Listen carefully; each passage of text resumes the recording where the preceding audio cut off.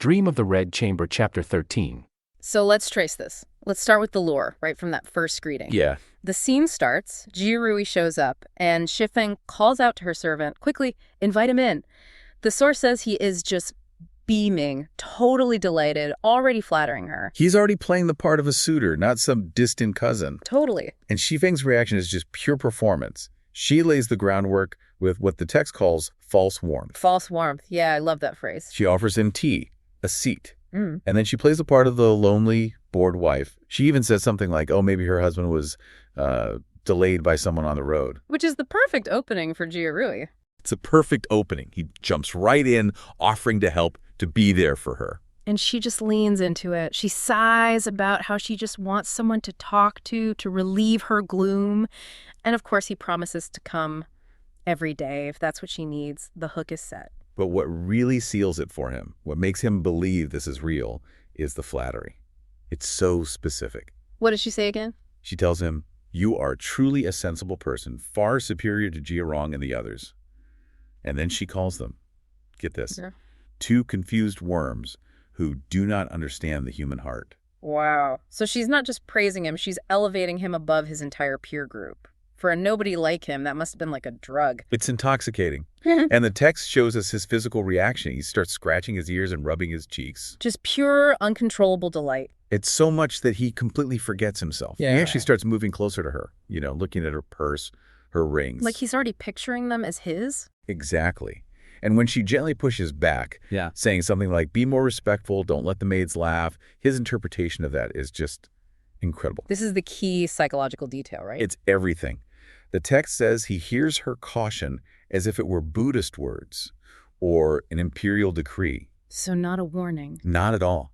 He hears it as absolute infallible truth, a secret command from a goddess or an emperor. He thinks it's a code, a signal that their feelings are mutual, and they just need to be secret about it. He's trapped in his own interpretation before he's even in the physical trap. But it's exactly. Yeah. And with his ego totally locked in, she sets the bait. She whispers the instructions. Go now, but wait for me quietly in the West Cross Hall tonight, after curfew. And she promises total privacy. She'll get rid of the watchman, lock the doors.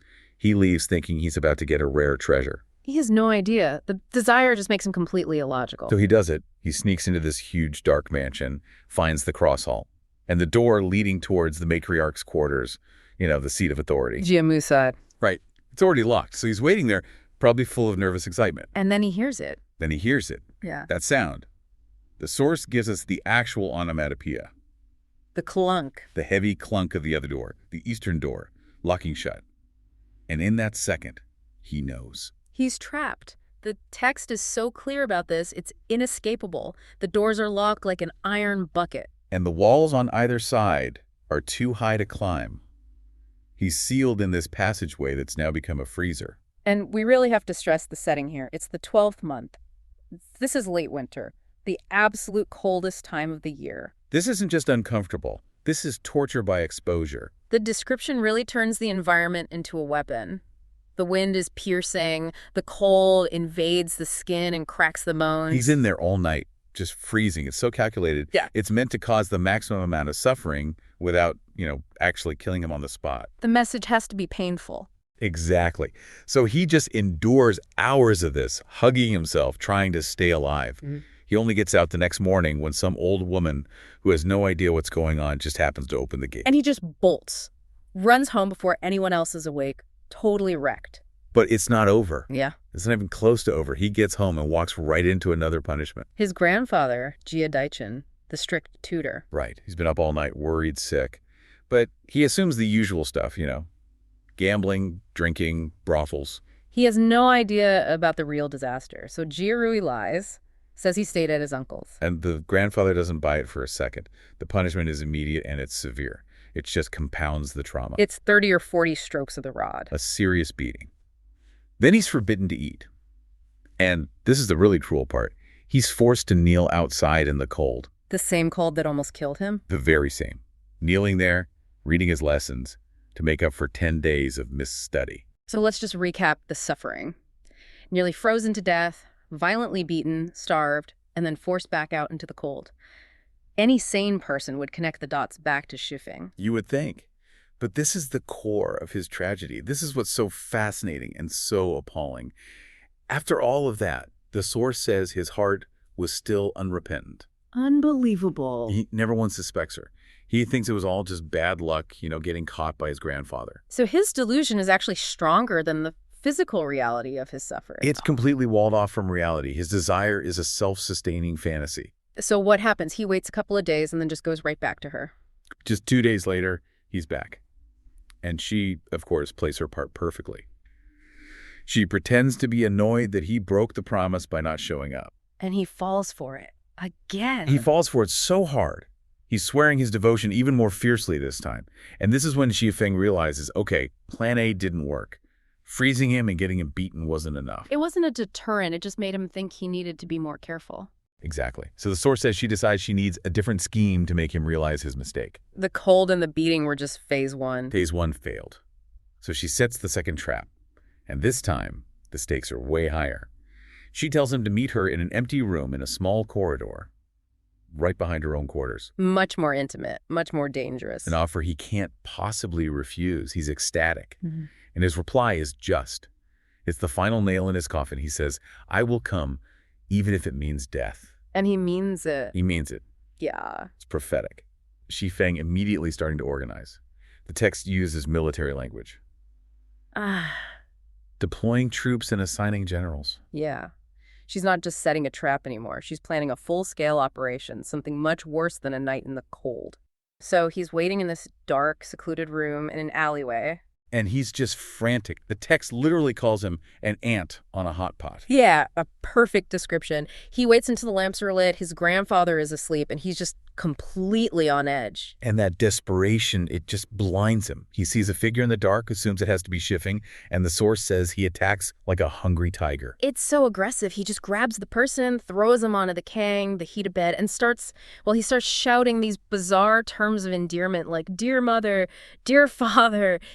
It's really unsettling. And then, bam, a light flashes. It's held by another clan member, Jia Kang, and the person on the bed is Jia Rong. Oh, the humiliation must have been absolute. The source says he was mortified beyond measure. And you have to remember, Jia Kang and Jia Rong are basically Xi Feng's hired muscle here. They're known troublemakers. This was a coordinated ambush. A complete setup.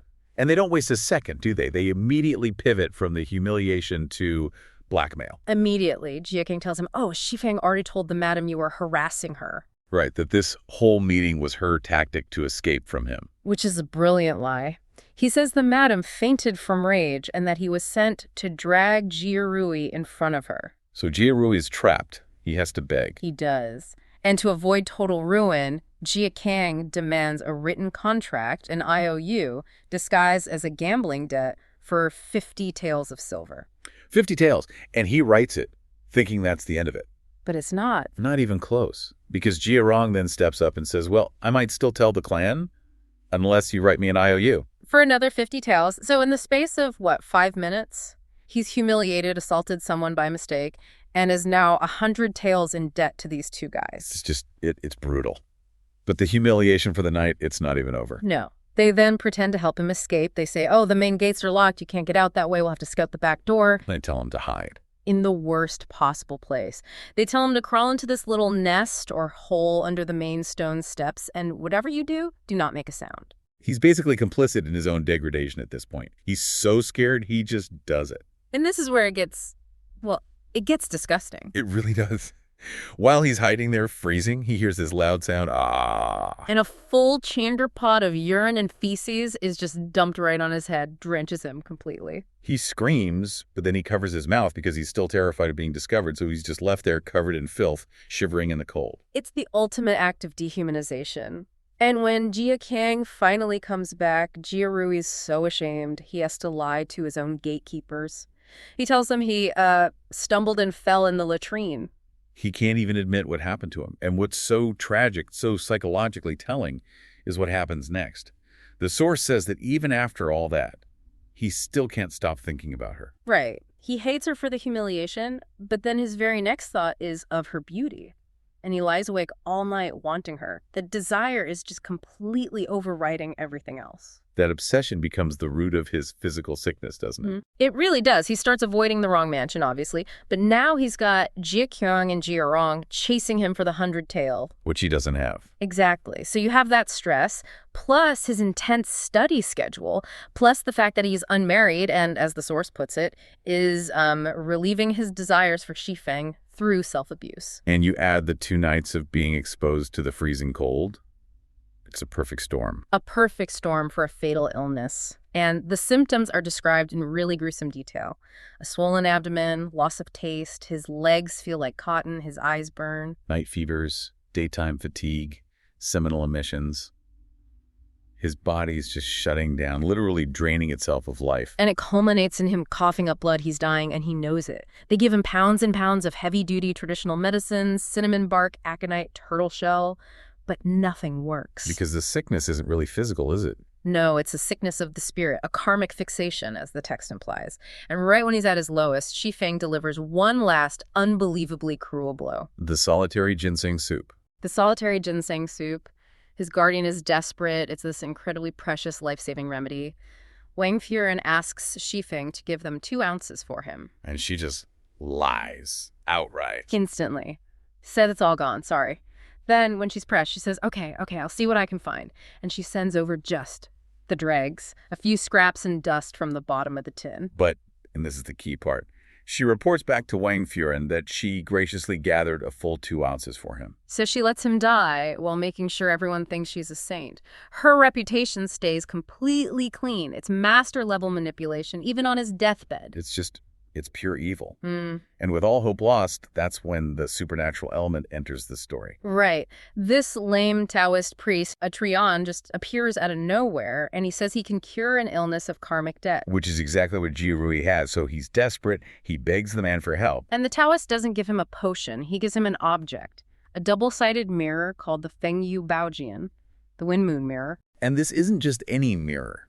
It's from the illusory realm of Great Void, made by a fairy to cure evil thoughts and reckless movements. Now, this is the absolute core of the chapter. The Taoist gives him one rule, one simple, non-negotiable command for his survival, he says. Never look at the front, only look at the back. That's it. His life or death depends on following that one instruction. And of course he doesn't. Of course not. He tries the back first, like he was told, and what he sees is a skull. A direct reflection of his own mortality. And it terrifies him. He curses the Taoist for trying to scare him and immediately covers it up. He rejects the truth. And because he rejects the truth, he immediately does what he was told not to do. He flips the mirror over. And on the front, he sees Shifeng, standing there, beckoning him to come to her. He chooses the illusion, and he feels himself literally float into the mirror where he has sex with her image. Then he's sent back out and he wakes up sweating, having ejaculated on the bed. So the physical toll is real, even if the experience is an illusion. Exactly. But it's not enough. The desire is an addiction now. He's unsatisfied, so he immediately flips the mirror back to the front and goes in again. And this repeats, 3 or 4 times? 3 or 4 times. He is literally killing himself with this illusion, draining the last of his life force into the mirror. Until the final time. Yeah. As he tries to leave the mirror, 2 figures appear with iron chains, and they drag him away. And his last words are him begging to take the mirror with him. Let me take the mirror before I go. Even at the moment of death, he's clinging to the addiction. His attendant see the mirror fall from his hand, and he's gone. He's dead, lying in a pool of his own cold semen. It's just the most pathetic, tragic end imaginable. And in their grief, his family tries to burn the mirror, calling it a demonic mirror. But the mirror actually cries out. It does. It says, "Who told you to look at the front? You mistook the false for the true. Why burn me?" And then the Taoist rushes back in, snatches the mirror, and vanishes. The lesson is so clear. The mirror wasn't the demon. Jia Rui's choice was. Precisely. And just to wrap up the narrative here, there's a quick but important shift. Despite his family's poverty, the clan steps up. Jia Shi, Jia Zhang, Jia Zhen, they all chip in 20 taels for a proper funeral. It's a small detail, but it shows the clan structure is still functioning, even around this tragedy, and then the story immediately pivots. Right. The very next thing we learn is that a letter arrives from Lin Dayu's father. He's gravely ill, and he wants her to come home to Yangzhou. So Jiamu, worried, sends Jia Lian to go with her. Which sets up the next major arc of the novel. Yeah. But let's go back to that mirror for a second, the lesson of the Fengjie Baojian. I mean, it's so direct. It offered him two paths. The back of the mirror, the skull, was the path to life because it was reality. It was a warning. Look at death, confront your mortality, and save yourself. Exactly. And the front, the beautiful image of Shifeng was the path to death because it fed his delusion. His tragedy was that he willingly, actively chose the lie because it was more pleasant than the truth. And it leaves you with a pretty profound question, doesn't it? If you were given a tool like that, a mirror that showed you the gruesome, debilitating reality of your worst impulses on one side, and on the other, the beautiful temporary illusion that they create, would you actually have the discipline to only look at the difficult truth?